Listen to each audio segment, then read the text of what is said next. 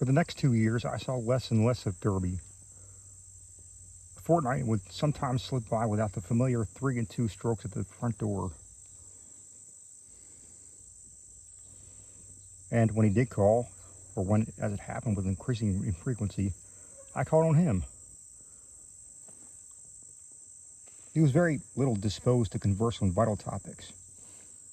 He had become so secretive about those occult studies which he used to describe and discuss so minutely, and preferred not to talk of his wife. She had aged tremendously since their marriage. Till now, oddly enough, she seemed the elder of the two. Her face had held the most concentratedly determined expression I had ever seen, and her whole aspect seemed to gain a vague, unplaceable repulsiveness. My wife and son noticed it as much as I, and when we all ceased to gradually to call on her, for which Edward admitted in one of his boyishly tactless moments, she was unmitigatedly grateful. Occasionally the Derbys would go on long trips, ostensibly to Europe, though Edward sometimes hinted at obscure destinations. It was after the first year that people began talking about the change in Edward Derby. It was very casual talk, for the change was purely psychological, but it brought up some interesting points. Now and then, it seemed Edward was observed to wear an expression and to do things wholly incompatible with his usual flabby nature. For example, although in the old days he could not drive a car, he was not seen occasionally to dash into or out of the old Crown and Shield driveway with Asenath's powerful Packard, handling it like a master and meeting traffic entanglements with a skill and determination utterly alien to his accustomed nature. In such cases, he seemed always to be just back from some trip or just starting on one. What sort of trip, no one could guess, although he most favored the Innsmouth road.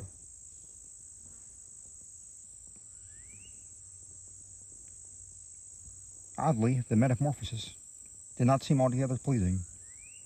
People said that he looked too much like his wife, or like old Ephraim Waite himself. In these moments, or perhaps these moments seemed unnatural because they were so rare. Sometimes, hours after starting out in this way, he would return listlessly and sprawled on the rear seat of his car while an obviously hired chauffeur or mechanic drove. Also, his preponderant aspect on the streets during his decreasing round of social contacts, including, I might say, his calls on me, was the old-time indecisive one. Its irresponsible childishness even more marked than in the past. While Asenath's faced age, Edward's, aside from those exceptional occasions, actually relaxed into a kind of exaggerated immaturity, save for when a trace of the new sadness or understanding would flash across it. It was really very puzzling. Meanwhile, the Derbys almost dropped out of the Gays' college circle, not through their own disgust, we heard, but because something in their present studies shocked even the most callous of the other decadents.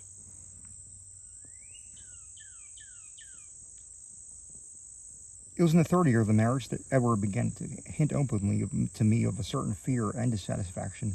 He would fall remarks about things going too far,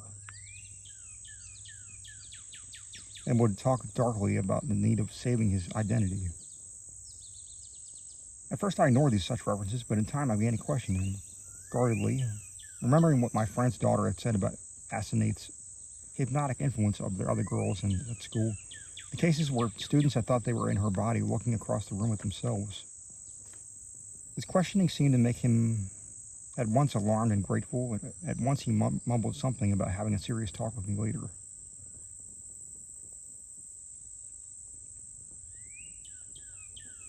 About this time, old Mr. Derby died, for which I was afterward very thankful.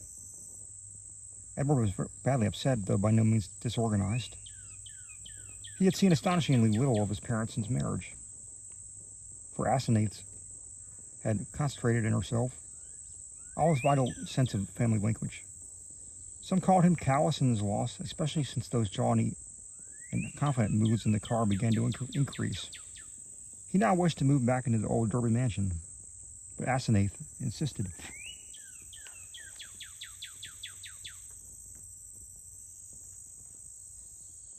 On staying in the Crown's Innshield house, to which she had become well adjusted. Not long afterward, my wife heard a curious thing from a friend, one of the few who had not dropped the derbies. She had been out to the end of High Street to call on the couple and had seen a car shoot briskly out of the drive with Edward's obviously confident and almost sneering face above the wheel. Ringing the bell, she had been told by the repulsive wench that Asenath was also out, but a chance to look up at the house and leaving. There at one of Edward's library windows, she had glimpsed a hastily withdrawn face. A face whose expression of pain, defeat, and wistful hopelessness was poignant beyond description. It was incredibly enough in view of the usual domineering cast, Asenath's. Yet the caller had vowed that in the end, the instant, the sad, muddled eyes of poor Edward were gazing out from it. Edward's calls now grew a trifle more frequent, and his hints occasionally became concrete. What he said was not to be believed, even in century and legend-haunted Arkham.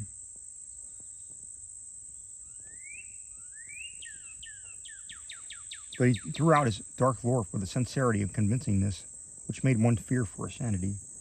He would talk of terrible meetings in lonely places, of cyclopean ruins in the heart of Maine woods beneath the vast staircases leading down to abysses of nighted secrets, of complex angles that lead through invisible walls to other regions of space and time, and of hideous exchanges of personality that permitted explorations in remote and forbidden places on other worlds and in different space-time continua.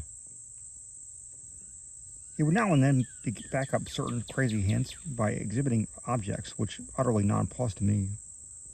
Elusively colored and bafflingly textured objects like nothing ever heard of on Earth, whose insane curves and surfaces answered no conceivable purpose and followed no conceivable geometry. These things, he said, came, quote, from outside, unquote, and his wife knew how to get them. Sometimes, but always in frightened and ambiguous whispers, he would suggest things about old Ephraim Waite, whom he had seen occasionally at the college library in the old days. These adumbrations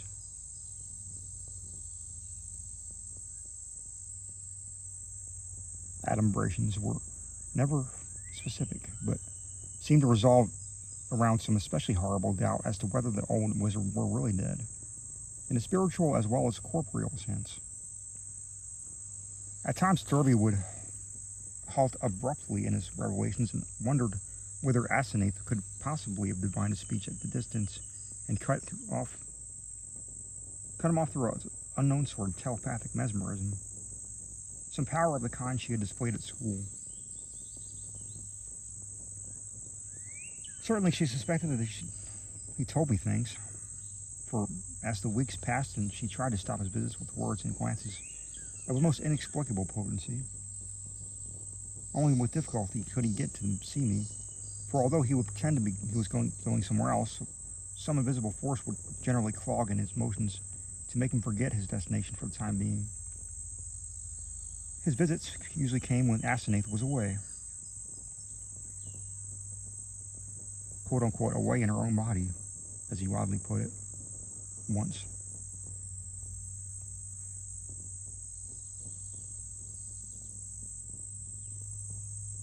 She always found out later that servants would watch his goings and comings, but evidently she thought it expedient to do anything drastic.